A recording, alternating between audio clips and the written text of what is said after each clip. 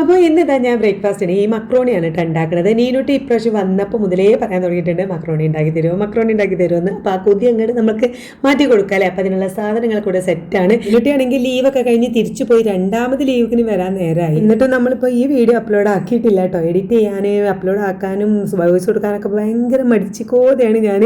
എന്തായാലും നമുക്ക് കാര്യത്തിലേക്ക് എടുക്കാം. നമുക്ക് മക്രോണി അങ്ങോട്ട് റെഡിയാക്കാം. ഉള്ളിയും തക്കാളിയൊക്കെ ഞാൻ എരിഞ്ഞെടുക്കുന്നുണ്ട് കേട്ടോ.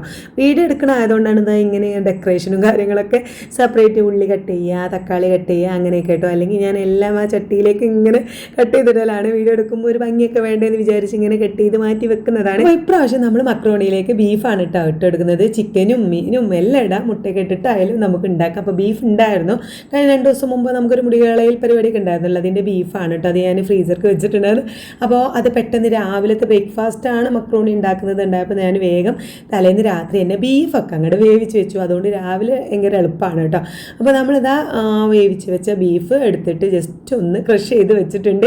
ഇനി അങ്ങനെ ക്രഷ് ചെയ്തിട്ടില്ലെങ്കിൽ കുഴപ്പമില്ല, നമ്മൾ കൈ കൊണ്ട് ഇങ്ങനെ പിച്ചിട്ടാലും മതി കേട്ടോ. എനിക്ക് തോന്നുന്നു കൈ കൊണ്ട് പിച്ചിടായിരിക്കും നല്ലതെന്ന്. കാരണം നമുക്ക് കുറച്ച് ഇറച്ചി ഇങ്ങനെ ബീഫ് ഇങ്ങനെ കടിക്കാനൊക്കെ കിട്ടുമല്ലോ. അപ്പോൾ ഞാനൊന്ന് എളുപ്പത്തിന് വേണ്ടിയിട്ട് ക്രഷ് ചെയ്തെടുത്തതാണ്. അടുപ്പത്ത് ഞാൻ ആ ഉള്ളി വാട്ടാൻ വേണ്ടിയിട്ട് ചട്ടി വെച്ചിട്ടുണ്ട്. മറ്റേ അടുപ്പത്ത് ഞാൻ കുറച്ച് വെള്ളം തിളപ്പിക്കാൻ വെച്ചിട്ടുണ്ട്. തിളപ്പിക്കാൻ വെച്ച വെള്ളത്തിൽ ഉപ്പും മഞ്ഞൾപ്പൊടി ആയിട്ട് ഇട്ട് കൊടുത്തിട്ടുള്ളത്. പിന്നെ അതിലേക്ക് തിളച്ച് വന്നപ്പോൾ മക്രോണി ഇട്ട് കൊടുത്തു. ഇവിടെ നമ്മൾ നല്ല നെയ്യും വെളിച്ചെണ്ണയും മിക്സ് ചെയ്തിട്ടാണ് ഞാൻ ഉള്ളി വാട്ടിയെടുക്കുന്നത്. അതിലാണ് കേട്ടോ ഉള്ളി വാട്ടിയത്. അപ്പോൾ ബട്ടറൊക്കെ ഇട്ടെടുത്താൽ പിന്നെ അറിയാമല്ലോ നല്ല ടേസ്റ്റ് എന്തായാലും ഉണ്ടാവും. പിന്നെ പെട്ടെന്ന് വാടാനായിട്ട് ഞാൻ ഉപ്പിട്ട് കൊടുത്തു. അപ്പോൾ ഉപ്പ് ഇട്ടെടുത്ത് നന്നായിട്ട് വാടി വന്നപ്പോൾ വെളുത്തുള്ളി ഇഞ്ചി പേസ്റ്റ് ഇട്ട് കൊടുത്തു. പിന്നെ അതിലേക്ക് തക്കാളി വെന്ത് വരുന്ന സമയത്താണ് ഞാൻ മസാലപ്പൊടികളൊക്കെ ഇട്ട് കൊടുത്തത്. മുളക് പൊടി, മഞ്ഞൾപ്പൊടി, മല്ലിപ്പൊടി, ഗരം മസാല, പിന്നെ ചിക്കൻ മസാല ടേസ്റ്റ് കൂടാൻ പിന്നെ നമ്മളടുത്തുള്ള എല്ലാ സംഭവങ്ങളും അങ്ങോട്ട് ഇട്ട് കൊടുക്കുക കേട്ടോ. പിന്നെ അത് ഒന്ന് ജസ്റ്റ് പച്ചമണം മാറിയപ്പോൾ ഞാൻ എല്ലാ സൈഡിലേക്കൊക്കെ മാറ്റി വെച്ച് സെൻറ്ററിൽ ഞാനൊരു മുട്ട ഒന്ന് ചിക്കാക്കി എടുക്കുന്നുണ്ട്.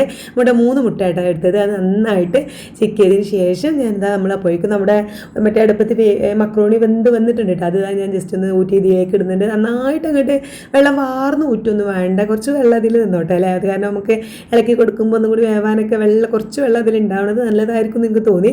എന്നാലും അത് നന്നായിട്ട് മിക്സാക്കി എടുക്കുന്നുണ്ട്, ഇളക്കി യോജിപ്പിച്ചെടുക്കുന്നുണ്ട്. പിന്നെ ഞാൻ ഏറ്റവും ലാസ്റ്റാണ് നമ്മൾ അരച്ച് വെച്ച ഈ ബീഫ് ഇട്ട് കൊടുക്കുന്നത് കേട്ടോ. അത് പിന്നെ നന്നായിട്ട് അതും ഇട്ടിട്ട് നല്ലോണം മിക്സാക്കി എടുക്കുന്നുണ്ട്.